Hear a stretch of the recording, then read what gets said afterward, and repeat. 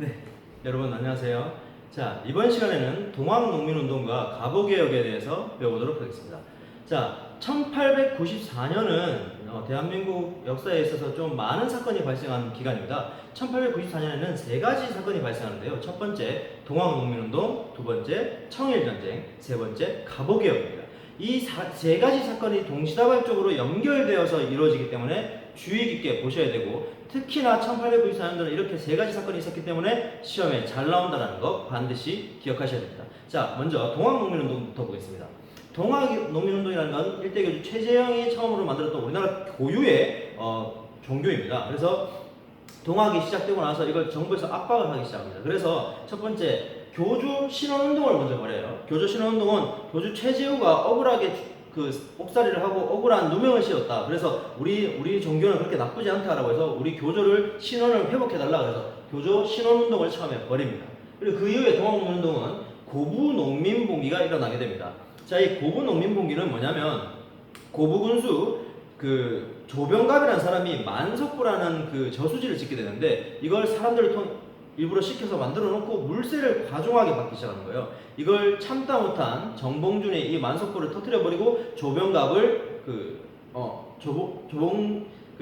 조병갑이 있는 그 만석부를 터뜨려 버리고 관할을 습격해서 이 고부농민분기를 일으키게 됩니다. 그래서 정부에서는 이러한 사건에 대해서 사건 진상조사단을 아넥사라는 진상조사단을 파견합니다.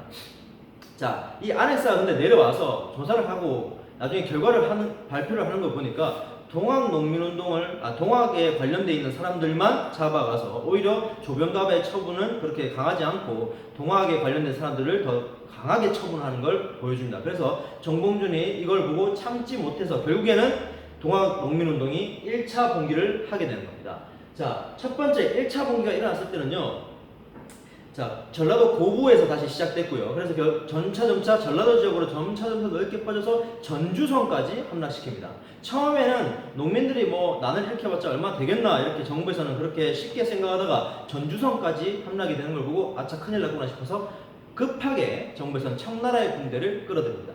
근데 여러분들 여기서 생각해야 될 건, 청나라의 군대가 들어오게 되면 어떻게 해야 되죠? 일본의 군대도 들어와야 됩니다. 왜? 이전에 갑신정변에서 텐진 조약을 맺었다고 했습니다. 서로 간에 군대가 오게 되면 알려주자라는 조약이었어요. 그것 때문에 일본의 군대도 같이 조선에 들어오게 됩니다.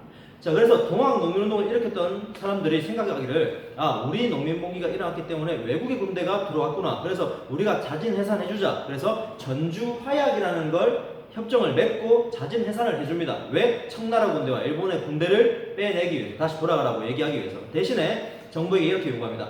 우리 농민자치기구인 집강소를 설치해주세요 라고 해서 집강소를 설치해서 농민자치기구를 설치합니다. 자, 그러고 자진 해산을 했는데 여기서 끝나면 좋은데요, 청나라 군대와 일본의 군대가 나가지 않고 조선에서 알력 다툼을 벌이면서 결국엔 청일전쟁을 일으킵니다. 1894년에. 자, 그러자 동학농민운동은 다시 2차 봉기를 하게 됩니다. 왜? 청나라 군대와 일본 군대를 몰아내기 위해서 이번엔 농민운동을 벌인 거죠.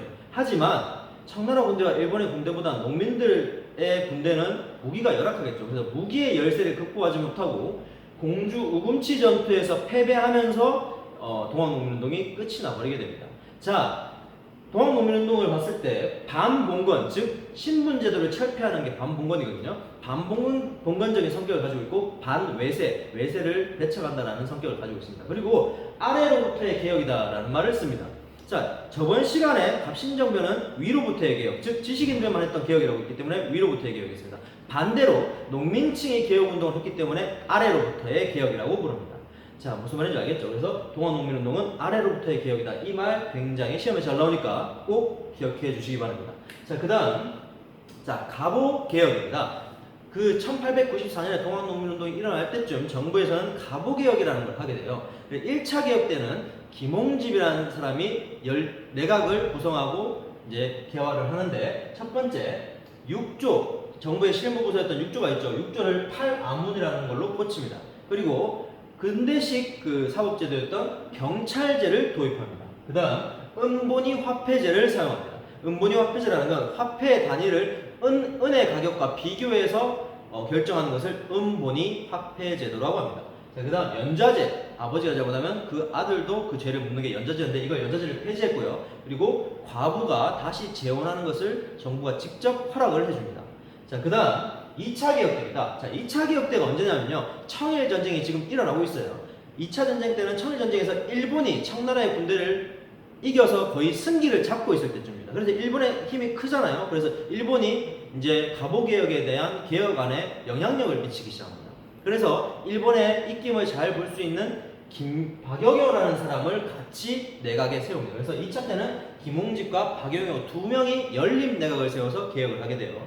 2차 때는 그래서 홍범 14조라는 개혁안을 발표합니다.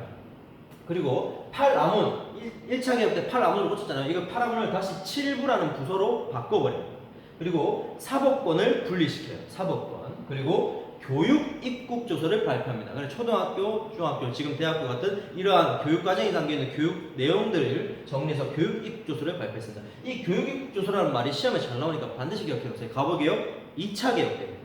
자, 그다음 3차 때 김홍진 내각입니다.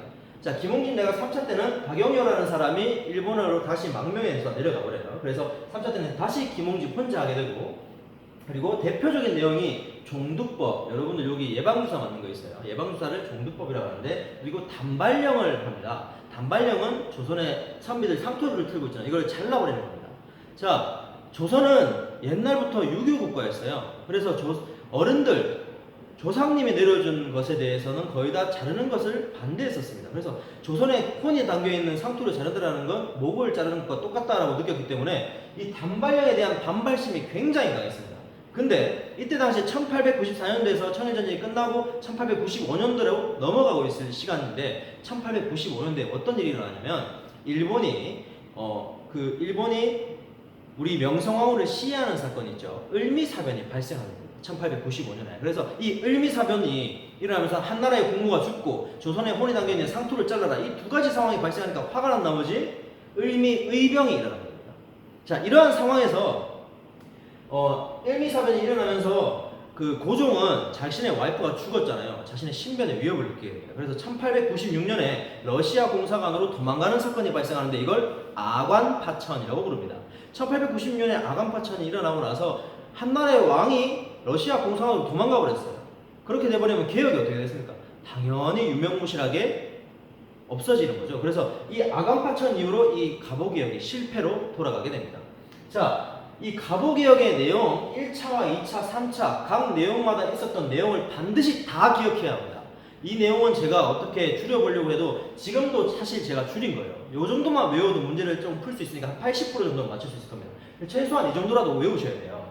그리고 갑오개혁은 그 갑신정변의 내용과 동학농민운동의 내용을 절충해서 했던 개혁운동입니다. 이 부분이 굉장히 중요한 말이니까 꼭 책에도 나와 있습니다. 밑줄 꼭 외우시고요. 그 다음 신문제도를 철폐했는데 이걸 정부가 직접 인정해주는 최초의 개혁이었습니다.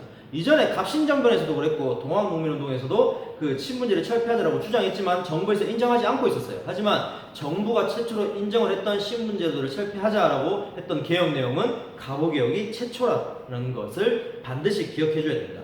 그리고 일본의 압박으로 인해서 이루어졌던 근대적 개혁이었기 때문에 단점을 조금 가지고 있습니다.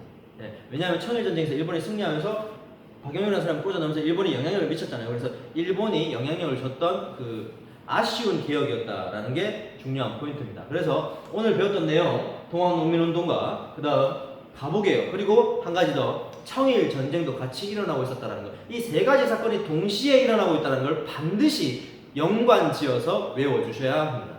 네, 이 내용 수능과 한국사 검정시험에 정말 잘 나오니까요. 오늘 내용은 반드시 다 기억하시기 바랍니다. 네, 오늘도 수고하셨습니다.